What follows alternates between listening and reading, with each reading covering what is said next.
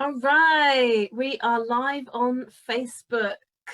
Good afternoon. Welcome everyone to Love and Lunch, your weekly 20-minute Facebook Live. I feel so cheesy. With Joanna Keeble and Joe Cooper. So I'm Joanna Keeble. I'm founder and coach at bigbeautifulboundaries.com. I love working with people who want to get shit hot boundaries in sex and relationships, as well as in the professional arena. So you can find out more about me there, and also friend me, send me a message, and we can always have a chat. And I'm going to link to my Facebook group, Big Beautiful Boundary Builders, at the end of this live. Joe, tell us a bit about yourself. Yeah, beautiful. Thank you. So I'm Joe Cooper. I'm a dating, sex and relationship coach, and I support and help women to identify what they want and how to magnetize that within their relationships. I help them to reclaim their pleasure and embrace their full sexual power, to feel confident and to create fulfilling relationships. Nice. All right, I've just shared that to my page, so I'm happy, I'm good. So today we are talking about jealousy. Jealousy, it's a huge topic. We're not going to cover it all today, so we're just going to dip in, I think, and have a little jealousy antipasti. All right. I'm making myself hungry here at lunchtime. I need to have my breakfast. So yeah. So I guess the reason that I wanted to do this topic is because I used to be extraordinarily jealous in relationships. I mean, just my whole body would flush with red, shaking, pulsating hurt. It really felt like I was being crushed if I, found my partner's pornography that I deliberately looked for, right? Or if they looked at someone, if they had a flirty exchange that I could then torture myself with later. So yeah, and I think it was ramped up by one particular relationship in my teens, where the man I was with definitely had some issues with what do you call it, faithfulness and respect, and some issues with sort of over sexualizing me and women. And yeah, it was a really unhealthy dynamic that ramped it up, but it wasn't where it started. And so what's really interesting about relationships and jealousy for me is I thought I would always have to live with incapacitating levels of jealousy. I thought that I would always feel insecure, and I thought that I would always be extremely traditional. And that has turned on its head. It has completely transformed. So yeah, let's talk about it. I think before we started the call, Joe and I were talking a bit about jealousy from the perspective of like competitiveness. Right? There's a woman versus woman thing.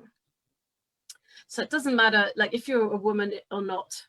If society's treated you like a woman, then there's a lot of messaging that if she has something, I can't have it, or if she has more, I have less. And this idea that there's not enough to go around.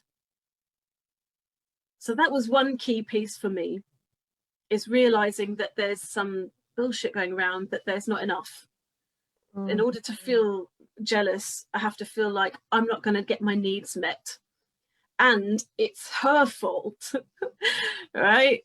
Typically, it's going on to another woman for me, or a competing partner, someone who I feel is taking my partner's attention away.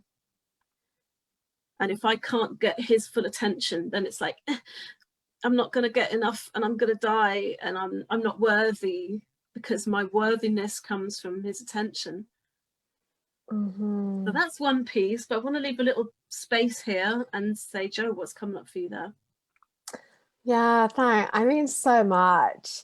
I think my relationship though with jealousy now is different, and I'll probably speak about that in a bit, but I just know for me this really just started at such a young age, never feeling like I was enough, and thinking that the only way I could really have what I want is to kind of like be in a type of like energy where I had to grab from other people.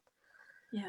I had to grab, I was in this grabbing mentality. Or what I learned as a coping mechanism from that was people pleasing.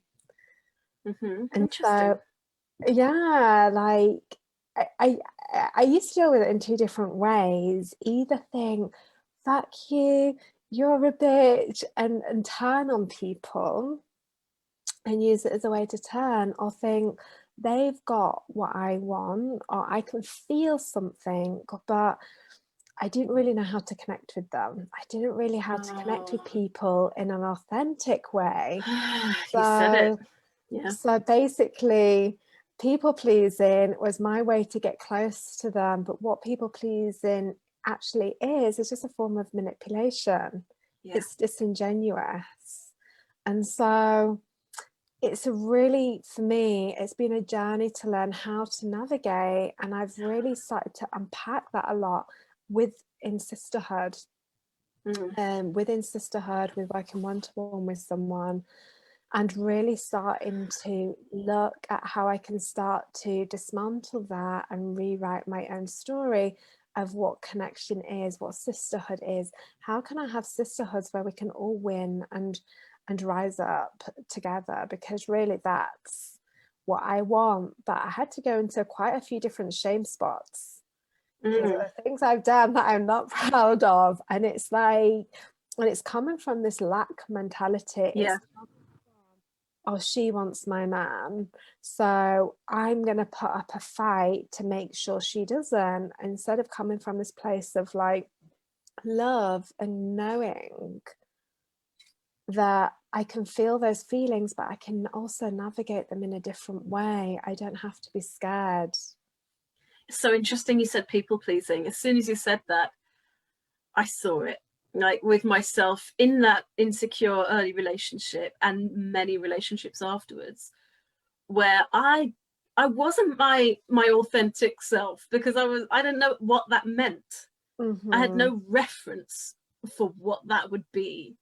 And definitely what I was doing in the early days in relationships was whatever I thought I was supposed to do. Mm-hmm. So there wasn't, I guess, a lot of belief that I had any intrinsic value that was going to, allow me to connect with people. It was more a feeling that I've got lucky that someone's looked at me and I've just got to try and keep them. So there's quite a lot of imposter syndrome there, I think. And then when you talk about connection, like with women or sisters or however you want to call it, yeah. All right. So here's the big. So this is why I said I was going to mention Temptation Island. Right, because all right, there's competition between men, sure, but just as an example, if anyone like me is enjoying the utter trash available on E4 right now, so I have an agenda of absolute crap. But it's amazing to watch people beautifully destroy and mess with their relationships. So I guess as a coach, obsessed with relationships, it kind of makes sense. But Temptation Island, you get 4 couples, very heteronormative, 4 het couples, 4 men, and they split off and they go and stay with in a villa full of women, single women. And the 4 women split off and they go and stay in a villa full of single men to test their relationship. Usually they have concerns about, I'm just scared he's going to cheat again, and I just want to check, I want to know. So you're going to throw him to the lions and see what happens. Or I'm scared that she's too young for me and maybe I'm missing out, so I want her to connect with younger people, me to connect with older people. And there's all this fear. If you look at what's behind that, it's like we have to test it in case it changes one day. Like there's a fear of like things changing.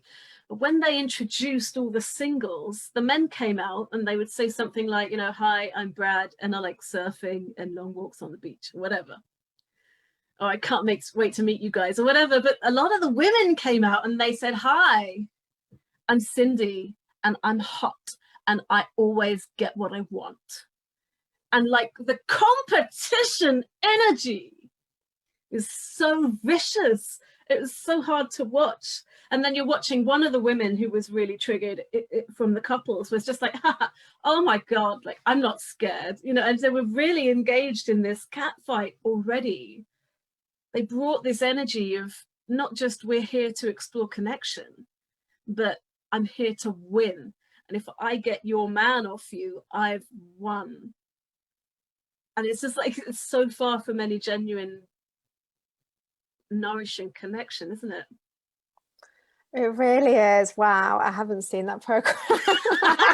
I don't watch many things apart from movies and documentaries, but I mean, the energy, I think being in that fight, so you mentioned cat fight, being in that kind of fight state is basically from fear, you know. And it's interesting to notice, like you said, like people have to go onto these shows to like test their relationship, and I think that's interesting.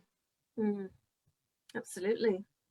It's like, yeah, really interesting that you're putting yourself into these dynamics, and I think there's something about a lack of trust within yourself. Yeah, I mean, it's pointing back to that connection again, a lack of connection, right? And therefore a lack of trust. Yeah. So I used to be really traditional in relationships. Now I'm polyamorous, and my whole concept of what respect looks like, or what betrayal looks like, or what love looks like has completely changed. And it's really interesting to watch couples have a fear that someone might be unfaithful, and not examine that at all. Like, where does that come from? Why would that hurt me? What is it that I'm scared of if my partner, and some of them will say, I'm scared that he's going to connect with the woman, you know, emotionally on another level where I can't, you know, meet him. So you're scared that he's going to get nourishment, you know, and I get it. And it's real. And I've been there, and I still have those feelings sometimes. But we don't analyze that at all and just go straight to, right, how can we, first of all, we don't want it to happen. We don't want our partner to connect with someone else, like in that, you know, mating for life mindset. But then secondly, we want to go and like test it to death to really make sure that they're the one. It's really interesting. Really interesting. There's a lot of applied meaning there of what it would mean if our partner one day decides they've outgrown us or we're not fitting well. I think that's the thing. I mean, this topic is huge. It is really a huge, but I think there's something came to mind where I think, you know, obviously some people are in, for example, monogamous relationships where they have set up a commitment in various different forms. But I think for me personally, like, things can move, and like I will always be invested in a person that I'm in a relationship with. And I think to think that, oh my gosh, I'm going to be with them forever, I'm signed up to them for life, personally, it's a lot. And I think things can happen where we're always developing and evolving as humans. And it may be that your relationship might work for 10 years and it may be time for change. Who knows? But I think to give some air that it's a possibility. Like, we can set containers up which are looking at specific things that work in your relationship.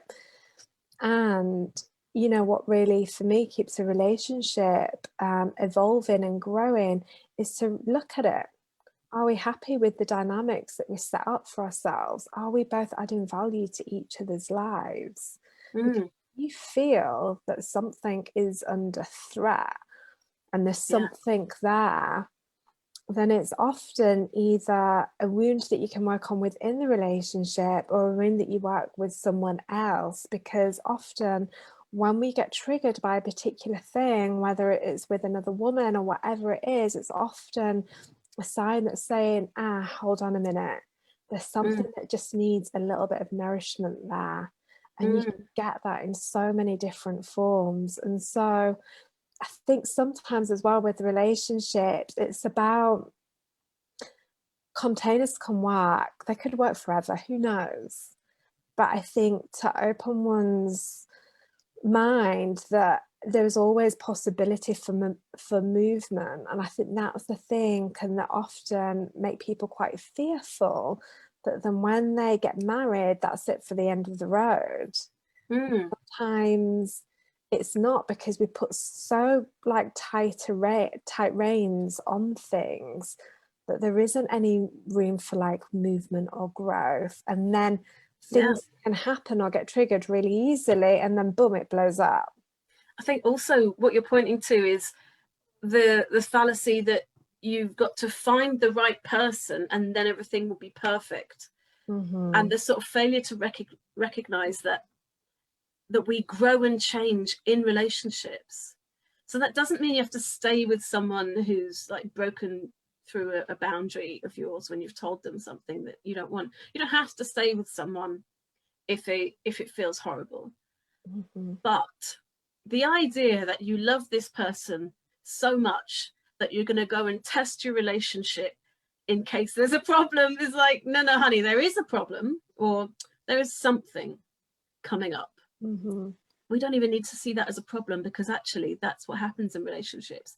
Our bullshit comes up, it bubbles to the surface, and then we have a wonderful opportunity to utilize the container of the relationship to work with that and to dissolve it or shift it.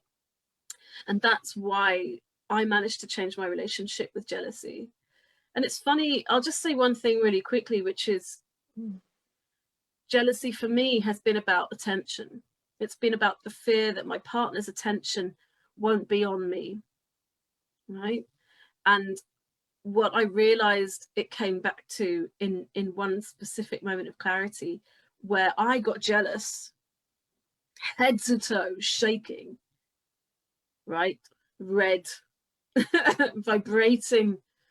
And I managed to say I'm having jealousy to my partner in a way that didn't blame him or shame him. And he just said what's coming up, right?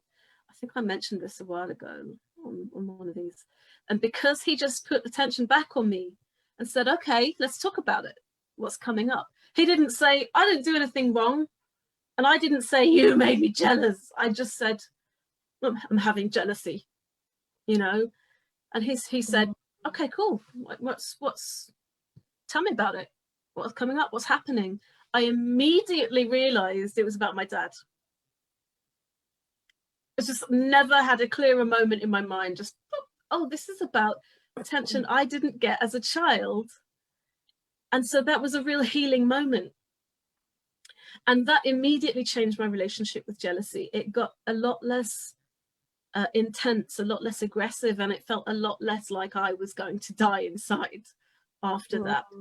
And then the next time jealousy popped up for me where it felt intense, I again spoke to my partner, and it's a different partner, and I was lucky enough to have someone who again was able to stay present with me and allow me to just explore the sensations in my body and tell him the kind of fantasies I was having of like what I kind of want to scream in your face that I want you and I love you and I'm scared of this, and not make any of it his fault. But it's interesting to note that the place the pain came from and the place it got healed was about attention. And so I don't want to put all of it on your partner. It can be me putting attention on myself too. But it was a wonderful thing to be seen there and accepted. And yeah, that's changed everything. Yeah, that's beautiful. Thank you. There's moments to heal, and I think it's beautiful when it comes up. You know, it's actually a deep inquiry to actually notice, like, oh, there's actually something I need right now. I'd invite you to listen to the voice. Yeah, you said it's something I need right now. It's got nothing to do with actually anyone else. I'm having a No, need. Yeah. beautiful, And so simple. we can explore this with women too. Maybe we should talk about that next time. Yes, definitely. I can definitely speak about that. Yeah, it's been a journey. Anyway, my Yeah. loves, I just want to have a look and see if anybody, oh wow, so many beautiful, yeah, revisit the agreement totally. Kareen, it's 100%, 100% around that. So thank you to everyone who has tuned in, listened to us today. It's been fabulous to have you. Such a juicy topic. Yeah, just to let you know, for all the women who are out there, just before we leave, I have got a masterclass coming up. It's a link that you will need, which I will post. It's for women only. And it's happening this Thursday, 8 p.m. UK time. So if you're free and want to know how to magnetize everything you want in a relationship, then come to this masterclass. I was going to say, come to this magnet. Yeah. Come to this magnet, Come baby. to this magnet, darling. It's going to be fab. And yeah, there's always room to come into my Facebook group as well. So I will post the link below. All right. So thanks for watching. I'm Joanna Keeble. I am your Big Beautiful Boundaries coach.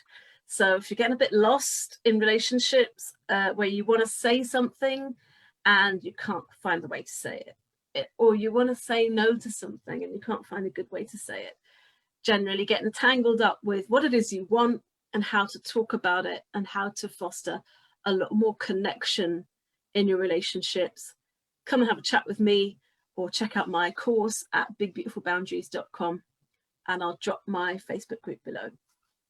Amazing. Thank you to everyone who tuned in, and yeah, lots of love.